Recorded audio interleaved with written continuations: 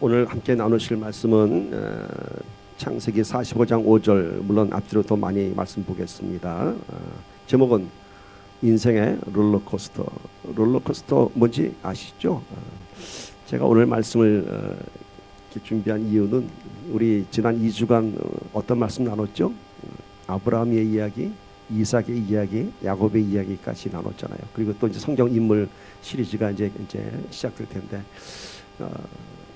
가만 생각해 보니까 요셉을 안 하고 건너뛰면 좀 섭섭할 것 같아요. 왜냐하면 요셉의 이야기가 창세기에서 많은 분량 할애되어 있고, 또 요셉의 이야기를 끝으로 창세기가 50장에서 맞춰집니다. 그래서 요셉의 이야기를 좀 하려고 합니다. 여러분, 요셉에 대해서 참 많이 알고 있죠. 그만큼 많은 사건들이 있습니다. 그러니까 요셉의 인생은 어떤 인생? 파란만장한 인생입니다. 그래서 야곱의 인생이 마치 롤러코스터 같은 인생이었습니다. 그래서 오늘 그 야곱의 그 파란만장한 인생을 통해서 하나님의 뜻과 계획과 하나님의 축복을 함께 나눠보기를 원합니다. 여러분, 우리가 이스라엘의 그 역사를 얘기할 때 아브라함부터 이제 얘기를 한다고 하면은 아브라함, 이삭, 야곱, 그 다음에 누구 얘기하죠? 요셉 얘기하잖아요. 어떤 이상한 생각 안 드세요? 왜 요셉일까? 왜 요셉일까?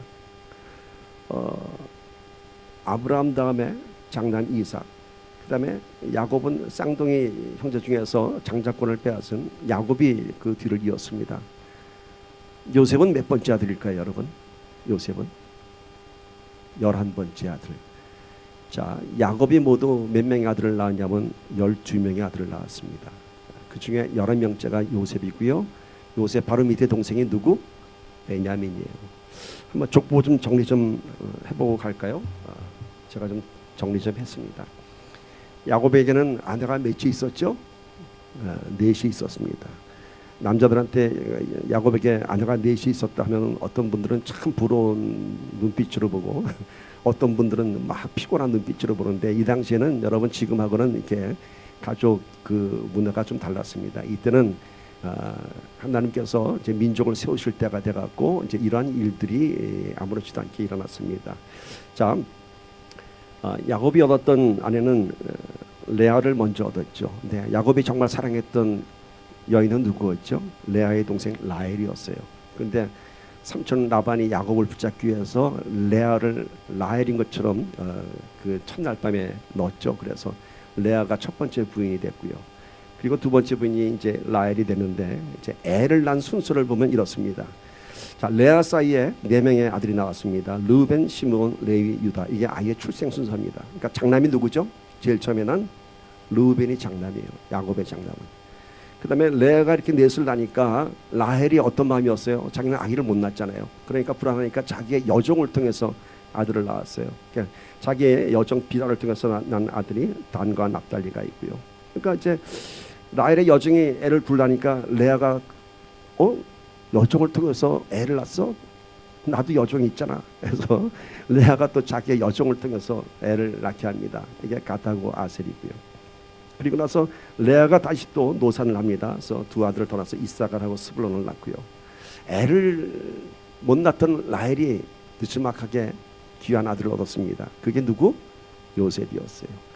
그리고 베냐민은 언제 낳냐면은 이 야곱이 사랑했던 아내 라헬이 이 베냐민을 낳고 세상을 떠납니다. 근데 이게 언제냐면 지난주에 얘기했듯이 에서와의 그런 화해를 하고 나서 가나안 땅으로 들어온 그 도중에 베냐민을 출산하는데, 이때 베냐민을 출산하고 라헬은 세상을 떠납니다. 자, 이렇게 족보가 정리가 됐으니까 좀 아시겠죠? 오늘은 이 12명의 아들 다 기억할 필요 없어요. 뭐만 기억하면 되냐면은 첫 번째 아들이 누구예요? 르벤. 그리고 또 한 사람을 기억해야 됩니다, 여러분. 누구? 유다라는 사람의 이름을 기억해야 돼요. 그리고 11번째 아들 요셉. 이 세 사람만 보면 돼요. 자, 이 야곱이 요셉을 얼마나 사랑했는지요. 사랑한 이유가 있잖아요. 늦둥이라서도 사랑했지만 누구를 통해서 낳았어요? 자기가 가장 사랑하는 라헬을 통해서 낳은 그 귀한 아들.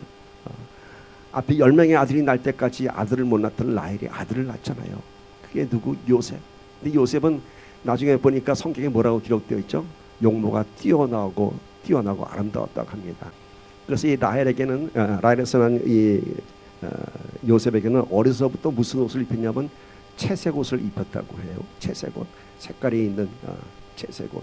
이 채색 옷을 입힌 의미는 뭐냐면은 이 채색 옷은 장자에게만 입히는 옷이에요. 그러니까 내가 모든 것을 장자권을 이 아들에게 주겠다라는 의미로 채색 옷을 입힌 것입니다. 근데 여러분 요셉은 아시다시피 11번째 아들인데 장자권을 받을 수가 없는 자리입니다. 근데 요셉이 어떻게 됐어요? 이 족장의 계보를 이어가게 됐습니다. 그러니까 이 배경을 좀 알고 우리가 요셉의 일생을 봐야 될 것 같아요. 자, 야곱의 첫째 아들 르우벤은 왜 장자의 그 상속을 못했느냐? 안에 보면 좀 우리가 좀 이해하기 힘든 그런 사건들이 나왔죠. 이 르우벤이 라헬의 여종 빌하의 침상을 더럽힌다고 하죠. 이제 그래서 이제 자기 아버지의 그 부인을 이제 욕보인 거예요. 그래서 이 르우벤은 아버지 야곱으로부터 이제 저주를 받습니다. 내 침상을 더럽힌 아들이라고. 그래서 이 르우벤은 장자권을 받을 수가 없었고요. 그다음에 시므온과 레위는 어떤 일이 있었죠? 지난주에 우리 야곱의 삶을 통해 볼 때 세겜 땅에서 딸 디나를 강간했을 때 누가 세겜 땅 남자들 다 죽였죠? 이 시므온하고 레위가 죽였어요. 너무 많이 피를 흘려서 이 두 사람도 제외. 그러다 보니까 이제 네 번째가 누구죠? 유다가 됩니다. 유다. 그래서 그러면은 이 유다를 통해서 누가 나오냐면 결국 예수 그리스도의 족보가 이어지게 됩니다. 자, 이제 오늘은 요셉의 그 인생을 얘기하니까 거기까지만 정리하고 넘어가도록 하겠습니다. 자, 르우벤은 이래서 장자가 안 됐고 이제 유다가 이제 장자권을 얻어야 되는데 역대상 5장 1절 2절 보세요. 역대상 5장 1절 2절 보면 이렇게 기록되어 있습니다. 르우벤은 장자라도 그의 아버지의 침상을 더럽혔으므로 장자의 명분이 이스라엘의 아들 요셉의 자손에게로 돌아가서 족보의 장자의 명문대로 기록되지 못하였느니라. 자, 르우벤이 장자 상속을 하지 못한 이유를 설명하죠. 그다음에 이제 아까 얘기했듯이 시므온과 레위가 제외가 되고 이제 유다가 되어야 될 텐데 2절 보니까 유다는 형제보다 뛰어나고 주권자가 유다에게서 났으나 주권자가 누구냐면 예수 그리스도를 얘기하는 거예요. 주권자가 다윗도 이게 보였고요. 났으나 장자의 명분은 누구에게 있다고? 요셉에게 있느니라 이렇게 얘기합니다. 그래서 요셉의 출생의 배경은 11번째 아들이지만은 아브라함, 이삭, 야곱에 이어서 족장의 계보를 이는 그런 영적인 장자권을 아들로 출생하게 됩니다. 자, 아버지께 이렇게 끔찍히 사랑받던 요셉이죠. 근데 이 요셉에게는 하나님께서 꿈을 통해서 많은 것을 보여주셨어요.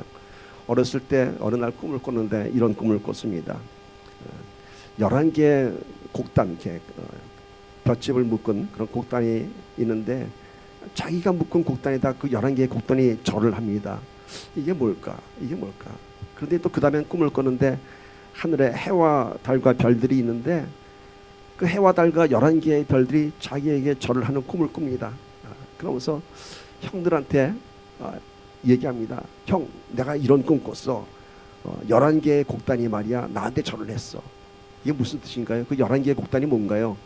자기 형들이 나한테 절하는 꿈 꿨다 이러는 거예요.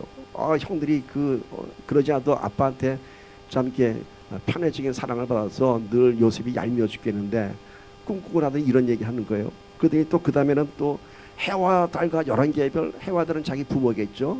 야곱과 자기 어머니. 이제 11개의 별들이 또 나한테 절을 해. 그러니까 이제 더 형들이 미워하게 됐습니다.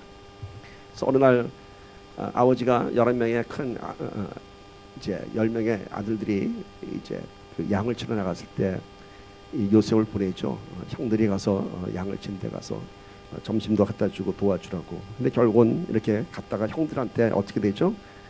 형들한테 맨 처음에는 요셉을 죽이려고 작정했는데 그래도 큰형 르우벤이 죽이지 말자 그래갖고 구덩이에 파갖고 요셉을 가뒀다가 지나가는 미디안 상인들에게, 아라비아 상인들에게 노예로 팔아버립니다. 자, 요셉의 첫 번째 파란만장한 인생이 시작되었습니다. 아버지한테 끔찍히 사랑받고 채색 옷을 입고 그야말로 그냥 좀 부러울 것 없이 살던 요셉이 형들한테 팔려서 애굽 땅으로 노예 신분으로 가게 됩니다. 자, 창세기 39장 1절 한 절, 이제 애굽에서 어떤 일들이 일어났나 봅시다. 한번. 요셉이 이끌려 애굽에 내려가매 바로의 친위 대장 애굽 사람 보디발이 그를 그리로 데려간 이스마엘 사람의 손에서 요셉을 산이라. 이 이스마엘 사람의 손이 뭐냐면은 요셉을 상한 노예로 산 미디안 상인들인데 이 미디안 사람이 족속이 누구냐면 이스마엘의 후손들이에요. 그래서 이스마엘의 손, 이스마엘이 누구인지 아시죠? 예. 아브라함이 불순종을 해서 낳았던 여종 하가를 통해서 낳았던 아들이 있죠. 2절 보니까 여호와께서 요셉과 함께 하심으로 그가 형통한 자가 되어 그의 주인 애굽 사람의 집에 있으니 그의 주인이 여호와께서 그와 함께 하심을 보며 또 여호와께서 그의 범사에 형통하게 하심을 보았더라. 참고로 요셉이 팔려간 시점의 나이는 몇 살이죠? 17살입니다. 17살. 17살에 팔려가게 됩니다. 그런데 이렇게 형들한테 버림받고 팔려간 요셉이 애굽 땅에 가서 어떻게 됐다고요? 형통한 자가 되었다고 합니다. 형통한 자. 사실 현실적으로 보게 되면은 17이란 그 청년의 나이에 팔려 나가서 노예의 삶을 살고 있었어요. 그 노예의 삶이 어떨까요? 밤이면 아직 아버지와 엄마의 얼굴이 그리운 나이고요.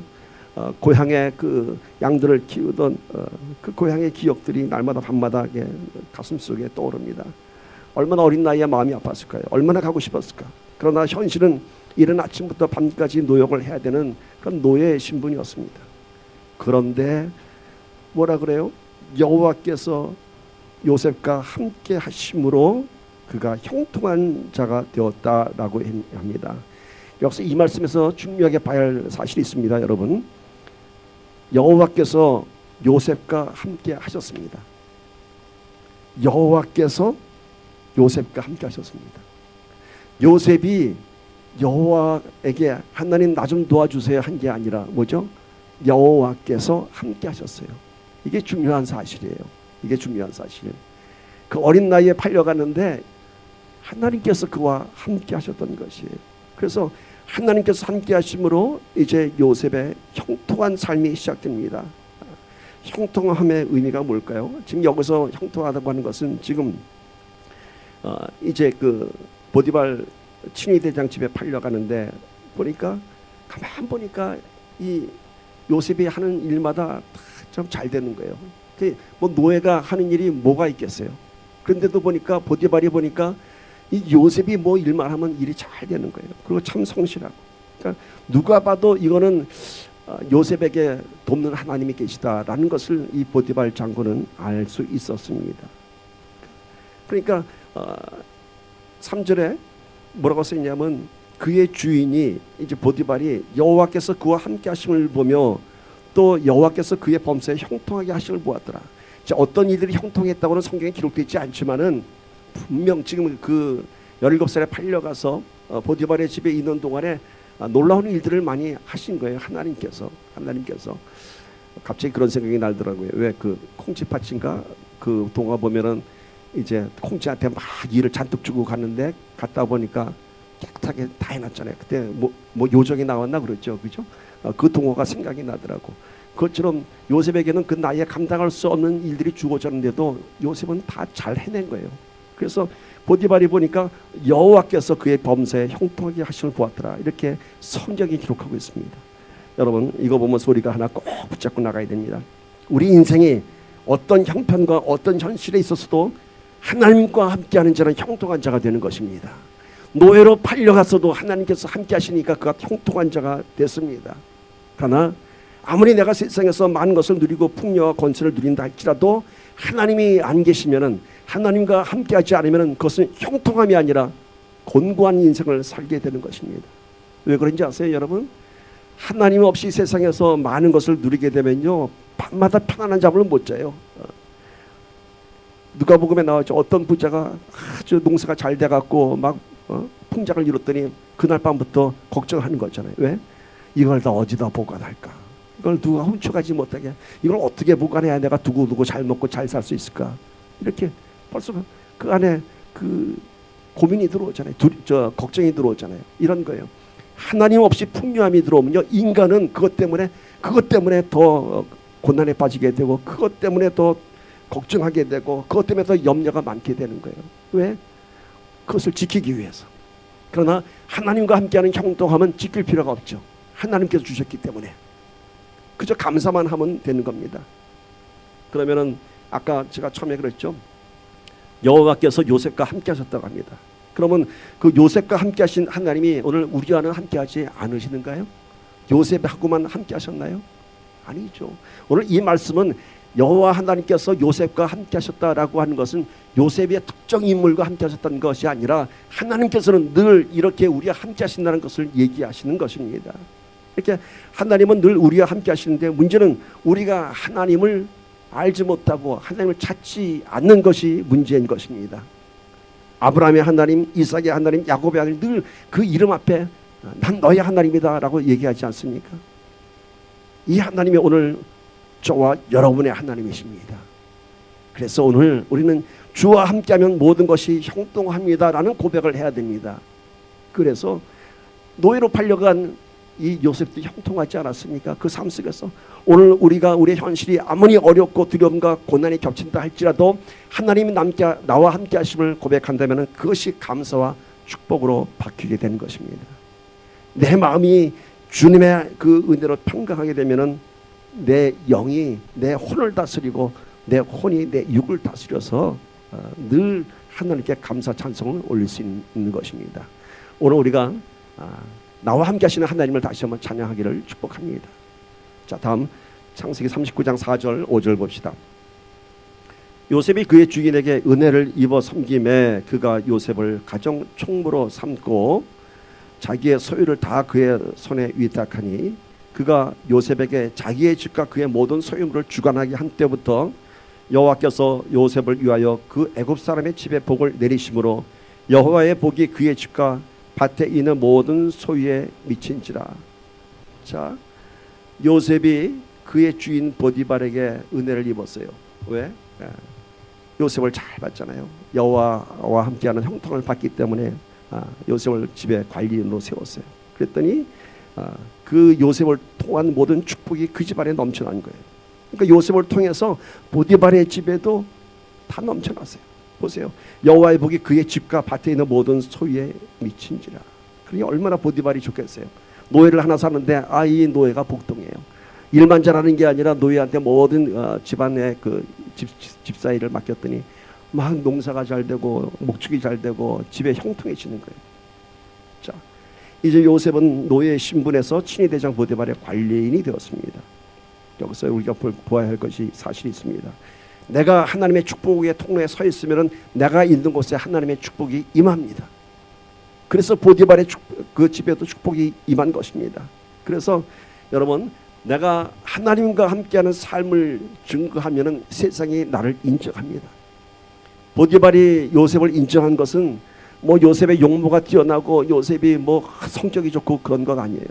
보디발이 요셉을 인정한 것은 그와 함께 하시는 하나님을 보았기 때문인 것입니다. 그러니까 오늘 우리의 삶 속에서 나와 함께하는 하나님을 증거하는 삶을 살아간다면 누가 우리를 인정해요? 세상이 나를 인정해 줍니다. 예수 잘 믿는 사람, 예수 잘 믿는 사람, 저 사람은 뭔가 달라 이렇게 얘기합니다. 즉 우리가 하나님의 증인이 되면은, 우리가 하나님의 축복의 통로에 서 있으면은 세상이 나의 신분을 업그레이드 해줍니다. 나의 신분을. 세상에서 우리를 볼 때 뭘로 봅니까? 뭐 우리의 학력, 재산, 뭐 경력 이런 걸로 평가하겠지만은요, 그 모든 것보다 뛰어난 것이 여호와 하나님과 함께하는 형통한 축복이 내 삶 속에 있을 때 사람들은 우리를 다시 한번 인정하게 되는 것입니다. 여러분, 무식한 어부 출신의 베드로가 그 3,000명, 5,000명의 사람들을 세례를 줬어요. 그 사람들이 어떤 사람들인가요? 베드로보다 훨씬 학식이 있고 베드로보다 훨씬 많은 것을 가진 사람들이에요. 근데 그 사람들이 베드로 앞에 나와서 다 머리를 숙이고 물속에 침례받으면서 세례를 받았어요. 그 사람들이 지금 베드로 앞에 나와서 자기의 몸을 맡긴 것은 베드로에 갖고 있는 어떤 세상 권세가 아니라 뭐요? 하나님의 권세 앞에 몸을 맡긴 것입니다. 오늘 우리가 신앙인으로서 사는 것은 나의 힘과 능으로 사는 것을 증거하는 것이 아니라 오직 하나님의 권세, 하나님의 능으로 사는 것을 증거하는 것이 우리 신앙인의 삶인 것입니다. 그래서 오늘 우리의 정말 참된 신앙인은 우리의 삶에서 하나님과 함께 하시는 형통한 축복의 세상에 증거되어야 할 줄 믿습니다. 자, 이렇게 요셉의 형통함이 날마다 계속되면 얼마나 좋을까요? 인생의 그 롤러코스터가 찾아왔습니다. 요셉에게도 형통할 때 시험이 찾아옵니다. 39장 6절에서 9절 봅시다. 주인이 그의 소유를 다 요셉의 손에 위탁하고 자기가 먹는 음식 외에는 간섭하지 아니하였더라. 요셉은 용모가 빼어나고 아름다웠더라. 그 후에 그의 주인의 아내가 요셉에게 눈짓하다가 동침하기를 청하니 요셉이 거절하며 자기 주인의 아내에게 이르되 내 주인이 집안의 모든 소유를 간섭하지 아니하고 다 내 손에 위탁하였으니 이 집에는 나보다 큰 이가 없으며 주인이 아무것도 내게 금하지 아니하였어도 금한 것은 당신뿐이니 당신은 그의 아내임이라. 그런즉 내가 어찌 이 큰 악을 행하여 하나님께 죄를 지으리까. 자, 이제 요셉의 형통함 가운데 주인에게 인정받고 사랑을 받는데 요셉이 아름다운 용모에 아주 반한 사람이 하나 있었죠. 누구? 이 보디발의 아내가 그저 이 요셉을 볼 때마다 너무너무 그냥 그 마음이 빼앗기는 거예요. 용모가 빼어나고 아름다웠다. 그래서 유혹을 합니다. 유혹을 하는데요. 지금 이 요셉의 나이가 몇 살이요? 17살. 이제 뭐 시간이 얼마큼 지났지 뭐 하여튼 17, 18 되는 그 혈기가 왕성한 청년 아닙니까? 그 청년을 유혹합니다. 근데 이게 한 번만 유혹한 게 아니에요. 10절에 보면은 날마다 유혹했어요. 날마다 나와 동침하자고. 얼마나 큰 유혹이었을까요? 근데 요셉이 뭐라고 얘기해요? 주인이 나한테 모든 것을 다 허락했는데 오직 금한 것은 당신뿐. 이것은 보디발이 요셉에게 너 딴 거 다 좋은데 내 아내를 건드리지 마 이런 말 했을까요? 아니죠. 이것은 남편이 얘기 안 해도 지켜야 할 불문율이죠. 당연히 율법에도 있는 얘기고 오직 금한 것은 당신뿐이다. 자, 요셉이 이긴 이 시험이 뭘까요? 요셉이 이긴 시험이 요셉이 남자의 그 마음에서 볼 때는 그 보디발 아내에 대한 그런 욕정이 없었을까요? 육신의 옷을 입고 하는데 보암직도 하고 먹음직도 한 유혹이 있었겠죠. 바로 요셉의 이겨낸 시험은 선악과의 시험이었습니다. 이 선악과의 의미는 선악과 때문에 시험 받는 것이 아니라 그 선악과를 통과하면은 그 사랑의 확인을 하는 것입니다. 하나님과 나와의 약속을 지킨 이 요셉은 이 주인의 아내를 범할 수 없었던 것이죠. 이 집안의 선악과였던 것이죠. 그래서 주인 보디발에 대한 신뢰를 지키고 형통함의 근본이신 하나님에 대한 약속을 지켰던 것입니다. 여러분, 시험이라고 하는 것은 언제 찾아온다고요? 내가 먹고 살만할 때, 형통할 때 찾아옵니다. 아브라함의 시험이 어땠나요? 이삭을 내놓으라고 했을 때 아브라함이 그때부터 평안할 때였어요. 그때부터 이스마엘도 정리하고 이스마엘도 광야로 내쫓아 버리고 옆에 있는 이방 민족과도 화해를 다 하고 이제 먹고 살만할 때 좀 행복을 누리고자 할 때 이삭을 내놓으라고 그러지 않았습니까? 예수님께서 광야에서 받은 시험이 어떤 시험이었습니까?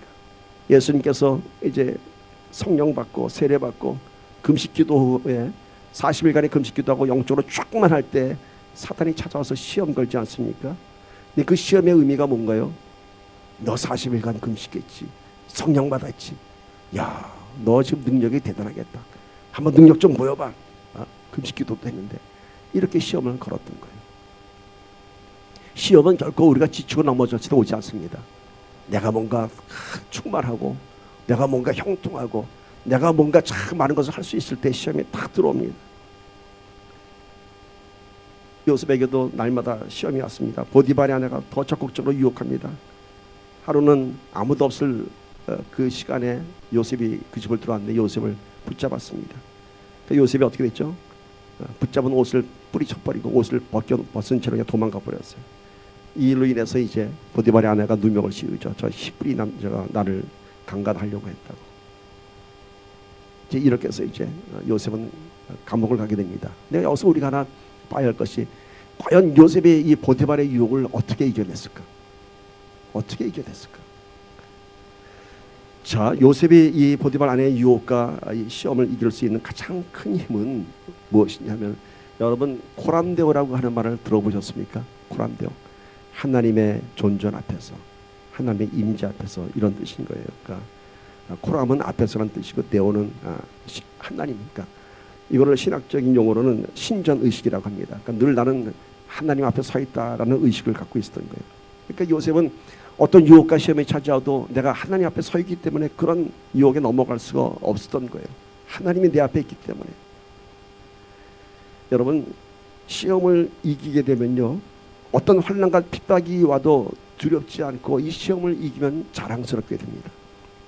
비록 요셉은 이 시험 때문에 누명을 쓰고 감옥에 갔지만은 요셉의 마음에는 아유 그냥 눈 한번 딱 감고 소원 들어줄 걸, 이런 생각이 난 것이 아니라 오히려 그 시험과 유혹을 이김으로 인해서 요셉은 더욱더 하나님에 대한 신뢰가 더 강해진 것입니다. 내가 이런 시험을 이겼어, 내가 이런 유혹을 이겼어 라고 하는 것입니다. 제가 한 지난 2주간 동안 목에 좀 많은 통증과 좀 몸살을 많이 앓았습니다. 좀 힘든 2주간을 보냈는데요. 근데 그때 제가 그런 생각을 했어요. 몸이 참 힘들더라고요. 오후만 되면 열이 나고 몸이 쑤시고 아프고 아무것도 할 수 없을 정도로, 또 목도 아프고. 근데 제가 이런 생각을 했어요. 야, 참 힘들다. 그런데 이건 지금 내가 지는 것이 아니라 내 몸이 싸우고 있다는 증거다 라는 생각이 들었어요. 그러니까 내가 지금 싸우는 중이야, 내 몸이 이기고 있는 중이야 라고 생각을 하니까 좀 견딜만 했습니다. 여러분, 정말 무서운 것은 통증 없이 병이 진행되는 것이 무서운 것이죠. 암이 무서운 것은 치명적인 상태가 올 때까지 증상이 없기 때문에 무서운 것이죠. 또 한센시병이 무서운 것은 자기 몸에 어떠한 통증도 안 느끼는 거예요. 그러니까 살이 썩어져 들어가도 아프지 않고 다 뜯어내는 거예요. 가장 무서운 것은 여러분 영적으로 병 들어가는 것입니다. 영적으로. 오늘 요셉이 이 시험을 이기면서, 이 유혹을 이기면서 많은 고난이 시작됩니다. 억울한 누명 썼습니다. 감옥에 들어갔습니다. 그러나 요셉의 마음속에 드는 것은 후회가 아니라 내가 지금 이러한 고난과 시련이 내가 이겼다는 증거다라는 거예요. 내가 이겼다는 증거라는 거예요. 오늘 우리가 세상과의 시험과 유혹에서 우리가 지게 되면 나도 모르게 죽어가는 것입니다. 저는 본 적은 없는데 그 시골에서 사는 사람이 얘기를 하더라고요. 뱀이 닭을 잡아먹는데 어떻게 잡아먹느냐면, 그러면서 얘기를 해요. 그 뱀이 닭을 잡아먹는 게 꼭 사탄이 우리 잡아먹는 거하고 똑같다고 그러더라고요. 뱀이 슬금슬금 닭장으로 들어와서는요, 다른 동물들은 그냥 공격을 하는데 뱀은 그렇지 않대요. 뒤에 와서 슬그머니 닭을 감싼대요. 이렇게 몸을 이렇게 감싸면은 닭이 자기를 감싸는 줄도 모른대요. 그러다가 서서히 뱀이 몸을 조여오면은 이제 닭이 질식하는 거죠. 근데 그 다음에 뱀이 어떻게 닭을 먹느냐? 다른 동물처럼 씹어 먹지 않잖아요. 뱀은 닭을 닭대가리부터 입에 넣기 시작해갖고 통째로 다 먹는다고 해요. 그래서 맨 마지막에는 뱀 입에 닭발만 2개 탁 나온다고 합니다. 이게 그런 통째로 다 먹는 거예요. 여러분, 사단이 우리를 잡아먹는 게 그거예요. 서서히 우리도 모르게 서서히 우리를 감싸고 숨막히게 하고, 그리고는 통째로 잡아먹는, 통째로. 오늘 우리가 두려워할 것은 유혹과 시험과 환난으로 인한 그것을 이겨낸 고통이 아니라 시험을 이기지 못하고 늘 지는 우리 신앙의 현실을 두려워할 것입니다. 작은 것에서부터 지기 시작하면은 뱀이 닭을 잡아먹는 것처럼, 닭이 뱀에게 몸이 졸려오는 것처럼 우리가 그렇게 죽어가는 거예요. 여러분, 작은 시험과 유혹에서도 우리는 심각하게 싸워야 할 줄 믿습니다. 무서운 유혹의 순간 나는 무엇을 볼 것인가? 보암직도 하고 먹음직도 하는 선악과를 볼 것인가? 아니면은 나를 사랑하시고 나를 형통케 하시는 그 하나님을 볼 것인가? 코람되어 하나님 앞에서 우리의 믿음이 강건해지기를 간절히 소망합니다. 늘 코람되어 마음속에 가지세요. 코람되어 내가 하나님 앞에 있다. 이렇게 감옥에 들어가지만은 하나님께서는 다시 요셉을 꿈을 통해서 그를 회복시켜 주십니다. 창세기 39장 1절에서 3절 봅니다.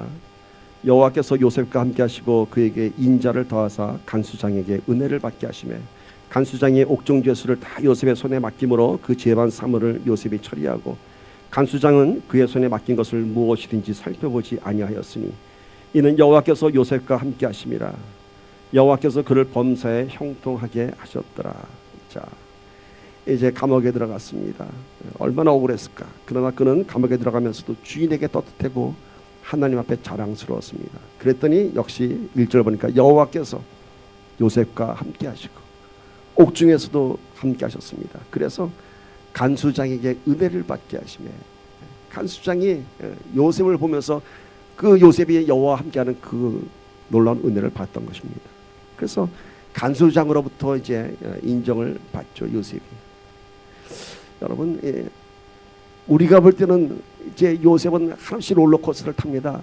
한 번, 두 번 형들에게 팔려가 또 보디발 아내에게 누명을 씌워서 또 떨어져. 그렇지만 그 떨어졌을 때 그 바닥에 있을 때 하나님께서 다시 회복시키는 것을 알 수 있습니다.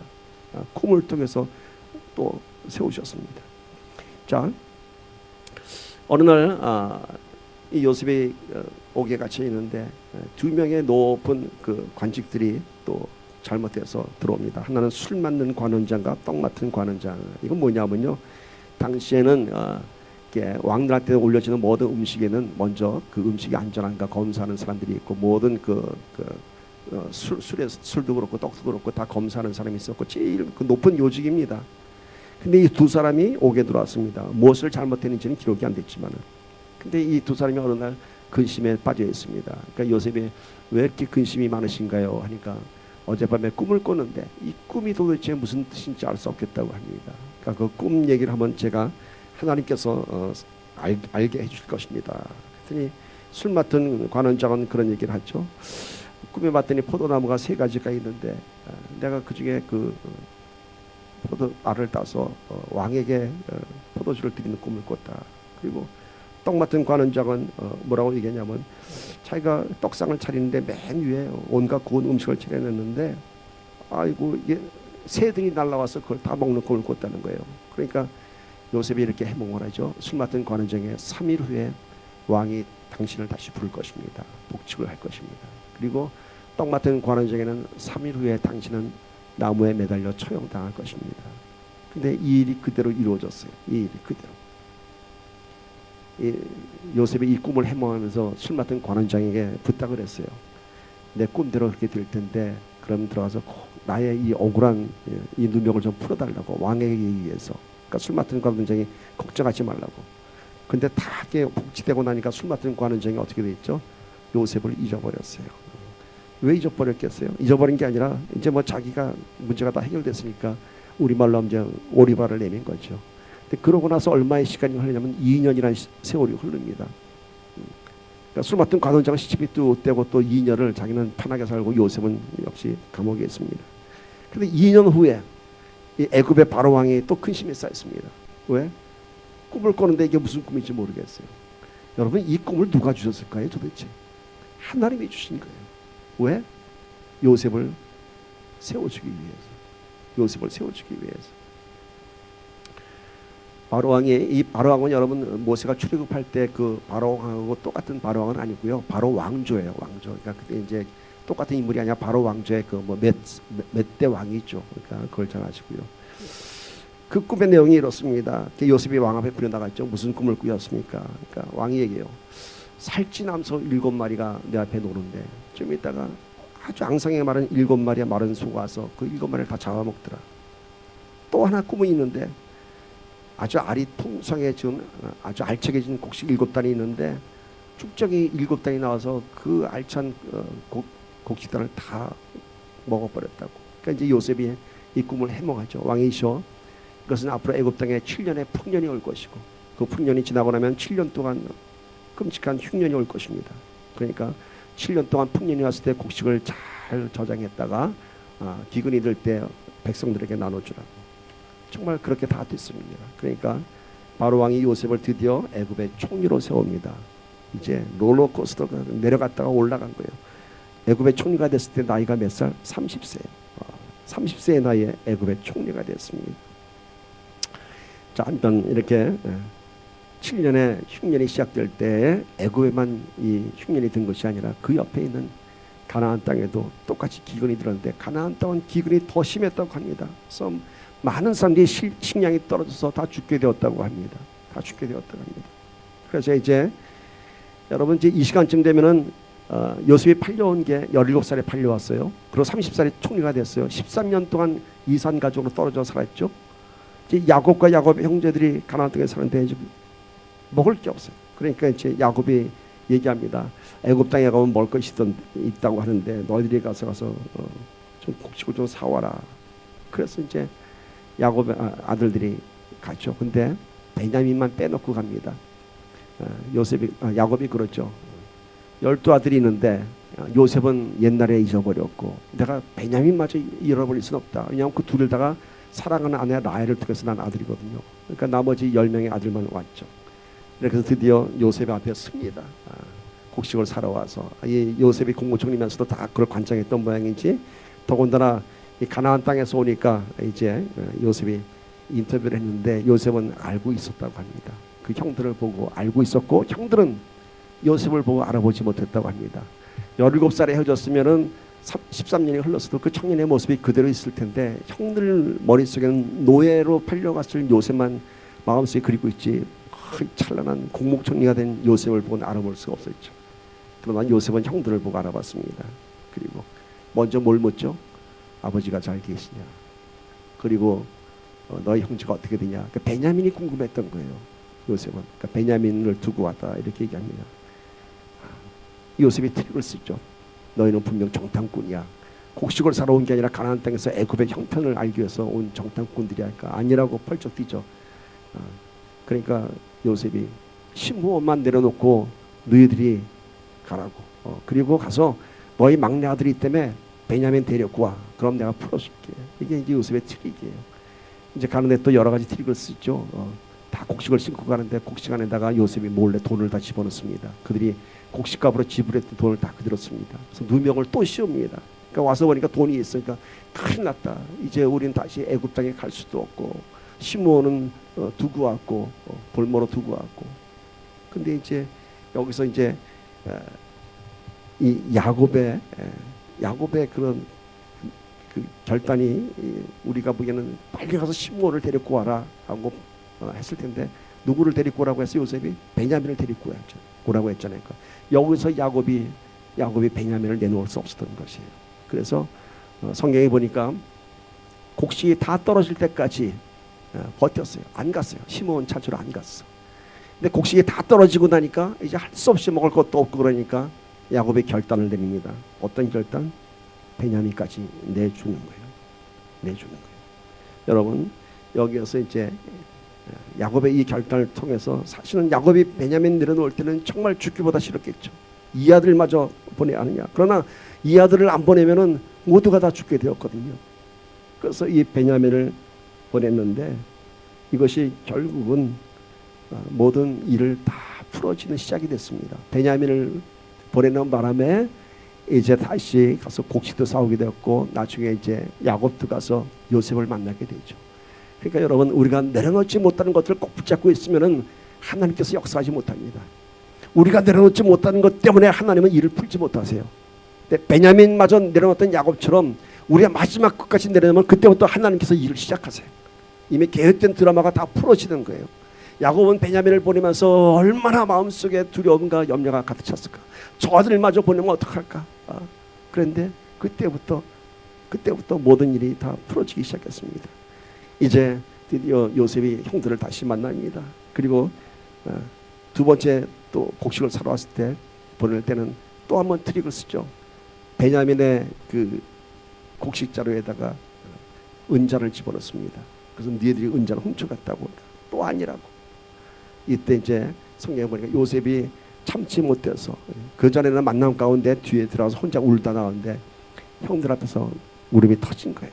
그래서 내가 요셉이에요, 형. 내가 요셉이에요, 형. 이게 영화 같으면 이게 막 좀 막 드라마틱한 장면인데, 그러니까 말하자면 뭐 그 춘향전에서 이도령이 뭐 아메워서 납시오 하는 것처럼 요셉이 참 형, I am Joseph 딱 나오는데 형들이 어떻을까? 얼마나 충격과 두려움에 빠졌을까? 더군다나 형들은 곡식 사러 왔다가 이렇게 처음 누명을 썼을 때 무슨 생각부터 했냐면 우리가 옛날에 요셉을 팔았잖아. 그게 우리가 요셉의 피값을 치르는 모양이다라고 지들끼리 막 얘기하는데 요셉은 그 얘기를 들었을까요? 안 들었을까요? 히브리 말로 하는 거 다 들었죠. 요셉은. 물론 요셉은 성경에 보니까 뭐라 하냐면 형들을 만날 때 통역관을 세웠다고 했어요. 애굽 말로 통역관을 써서 대화를 했다고 했어요. 근데 이 형들은 히브리 말로 지들끼리 얘기할 거 아니에요. 야, 우리 이거 안 숨겼는데 이게 왜 나왔어? 그러면서 막 우리가 아마 요셉 파는 것 때문에 우리가 이런 벌을 당하는 것 같아. 막 이랬을 때 요셉의 그 마음에 어떤 마음이 들었을까요? 불타는 복수심이 활활 타오랐을까요? 이 형들을 어떻게 내가 한번 통쾌하게 복수를 할까? 그런 마음 들었을까요? 요셉이 들어와서 울었어요. 그런 형들을 보면서. 이제 드디어 요셉이 자기 신분을 내가 요셉이라고 얘기하고 카밍아웃 하면서 그러니까 형들과 함께 막 끌어안고 웁니다. 그때 형들이 뭐라고 얘기했어요? 얼마나 무서웠을까? 이게 요셉이야, 국무총리야. 이제 우리 죽었구나. 근데 이때 요셉의 명대사가 있습니다. 형들한테 얘기한 창세기 45장 5절 보세요. 신들이 나를 이곳에 팔았다고 해서 형들한테 얘기하는 거예요. 형들이 나를 이곳에 팔았다고 해서 근심하지 마소서, 한탄하지 마소서. 하나님의 생명을 구하시려고 나를 당신들보다 먼저 보내셨나이다. 요셉은 자기의 이런 파란만장한 인생, 롤러코스터를 타고 저 밑바닥까지 갔던 그런 암흑 같던 세월에 대한 평가를 형들에 대한 복수로 나타내지 않았어요. 형 괜찮아요, 걱정하지 마세요. 내가 지금 이렇게 된 것은, 형들이 나를 판 것은 형들이 나빠서가 아니라 하나님께서 우리 가족을 구원하시려고 나를 먼저 이 애굽 땅에 보낸 것이에요 라고 얘기합니다. 요셉은 아주 정확하게 평가를 했습니다. 이 모든 비극의, 자신의 인생의 비극의 드라마 뒤에는 하나님의 놀라운 구원 계획이 있었음을 형들에게 알려준 것입니다. 뒤이어서 아버지를 만났죠. 야곱을 만났죠. 그래서 이제 모든 가족을 다 애굽으로 불러들입니다. 지금으로 치면 이제 다 전 가족 이민을 시킵니다. 그리고 애굽 땅에서 가장 비옥한 땅 고센 땅에서 이제 이민 1세대가 시작됩니다. 근데 이때 야곱의 가족들 12 아들과 요셉을 뺀 11명의 아들과 가족이 온 그 식구들이 몇 명이었냐면은 70명으로 기록됩니다. 그러니까 이민 1세대는 70명이 와서, 그리고 나서 얼마 살았죠? 애굽 땅에서 430년을 살았어요. 그때 몇 명쯤 됐을까요? 출애굽할 때 인원이 장정만 60만, 가족까지 합하면 한 200만이 됐다고 합니다. 그러니까 이 430년 살면서 70명의 야곱의 가족들이 200만이 된 거예요. 한편으로는 하나님께서 밤하늘의 무수한 별같이 바닷가의 모래알처럼 너희를 번성케 하리라 하는 그 말씀이 약속의 성취가 되었습니다.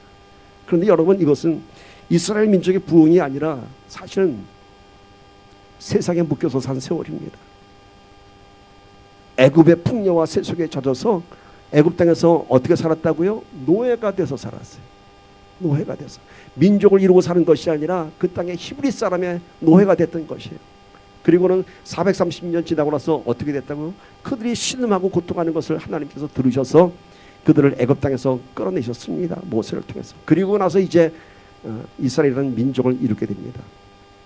여러분, 창세기는 50장에서 요셉의 이야기를 끝으로 막을 내립니다. 요셉은 110세의 나이로 이제 세상을 떠납니다. 그리고 성경은 이제 430년 후에 모세의 이야기를 시작으로 출애굽기를 기록하고 있습니다. 창세기 1장 태초에 하나님이 천지를 창조하시다부터 시작해서 50년까지 오기까지의 가장 많은 분량이 누군지 아세요, 여러분? 요셉의 이야기가 37장부터 기록돼서 50장까지 기록되고 있습니다. 와, 무려 30%, 창세기의 30%가 요셉의 이야기예요. 아니, 요셉의 이야기가 뭐가 그렇게 중요했을까? 요셉의 인생이 너무 재밌어갖고 이렇게 드라마틱한 시나리오를 이렇게 성경에 기록했을까? 아니에요. 이유가 있는 거예요. 요셉에게서 발견되는 예수 그리스도의 모형이 있었습니다. 요셉의 인생에서 발견되는 첫 번째 보세요. 예수님께서는 이 땅에 어떻게 오셨죠? 낮고 낮은 이 땅에 내려오셨어요. 낮고 낮은 이 땅에 하늘 보좌를 내리고, 창세기 45장 5절 아까 요셉의 유명한 명대사가 뭐죠? 하나님이 생명을 구원하시려고 나를 당신들보다 먼저 보내셨나이다. 아버지 야곱에게서 가장 사랑받은 아들이었어요. 근데 그런 아들이 애굽의 노예가 되었고 누명으로 억울한 옥살이를 하였습니다. 예수님께서 이 땅에 내려오셔서 수많은 멸시천들을 받으면서 그리고 결국은 십자가에 못 박히셨습니다. 왜요? 우리를 구원하기 위해서 먼저 예수님께서 십자가의 길을 가신 것입니다. 요셉의 파란만장한 인생의 이야기는 자신의 가족을 구하고 이스라엘 민족의 번영을 이루기 위한 하나님의 계획이었습니다. 이 요셉의 삶 속에서 나타난 예수님의 모형을 볼 수 있습니다. 요셉 한 사람 때문에 모든 가족이 기근과 가뭄에 살아날 수 있었고, 요셉 한 사람을 통해서 이스라엘이라고 하는 민족을 이루게 되었습니다. 그래서 요셉이 예수 그리스도의 모형적 사건인 것입니다. 두 번째는요, 지금 요셉이 당한 그 인생의 파란만장한 고난이 다 누구 때문인가요? 요셉이 잘못한 거 뭐 있어요? 없어요. 자신의 잘못이 아니라 다 남들의 시기, 질투, 미움 때문에 그런 고난의 삶을 살았던 것이에요. 형들의 미움과 시기, 질투로 애굽의 노예로 팔렸죠. 유혹을 던졌던 보디발 아내의 음모로 감옥에 들어왔죠. 예수님께서는 이 땅에 오셔서 어떤 일들을 당했나요? 바리새인들에 대한 저항과 시기, 질투를 받았죠. 종교 지도자들의 음모를 받았죠. 가룟 유다가 배반했죠. 이렇게 예수님께서는 잘못한 건 아무것도 없어도 이 땅에 그런 저항을 받았습니다. 요셉도 마찬가지입니다. 하나님과 형통한 그런 복을 가진 자였지만은 요셉 때문이 아닌 누군가 때문에 요셉은 그런 고난의 삶을 살았습니다. 세 번째, 요셉의 형통함은 남들을 위한 복의 근원이 되었습니다. 보세요. 요셉이 형통함으로 보디발 집안이 형통했어요. 요셉이 옥에 갇혔을 때 간수장이 은혜를 입었어요. 술 맡은 간원이 죽게 되었는데 요셉을 통해서 복직을 했어요. 바로 왕이 요셉의 꿈 해몽을 통해서 현명한 정치를 하게 됐습니다. 요셉을 통해서 자기 모든 형제들을 구원했고 온 이스라엘을 가뭄에서 구원했습니다. 여러분, 한 사람의 형통함을 통해서 모든 사람들의 복의 근원이 되었습니다. 예수님과 함께 동행하는 삶을 살면 예수님의 놀라운 권능이 오늘 저와 여러분의 삶 속에서 역사할 줄 믿습니다. 말씀 맺습니다. 오늘 말씀 제목이 인생의 롤러코스터입니다. 우리 인생에는 올라가는 때가 있나 하면 추락하는 때가 있습니다. 여러분, 여러분의 인생이 올라갈 때 떨어질 준비를 하십시오. 떨어질 준비를 하십시오. 그리고 여러분이 인생의 바닥에 떨어졌으니까 이제는 올라갈 때입니다. 그 바닥에서 차고 올라가는 영적인 힘이 생길 것입니다. 그러니까 우리는 우리 인생의 롤러코스터에서 그 모든 순간을 믿음으로 즐깁시다. 즐깁시다. 올라갈 때는 떨어질 것을 대비하고 떨어지는 순간 추락하는 것은 날개가 있다라고 하는 것처럼 믿음의 날개로 그 바닥을 치고 내려가고 그 바닥에서 한숨 짓지 마시고 그 바닥에서 다시 올라오는 영적 회복에 놀라운 능력을 경험하시길 바랍니다. 오늘 말씀의 정리입니다. 하나님께서 함께 하시는 형통함을 누려야 합니다. 이것이 뭐냐면 하나님의 안전장치입니다. 롤러코스터 탈 때 다 안전장치 하죠.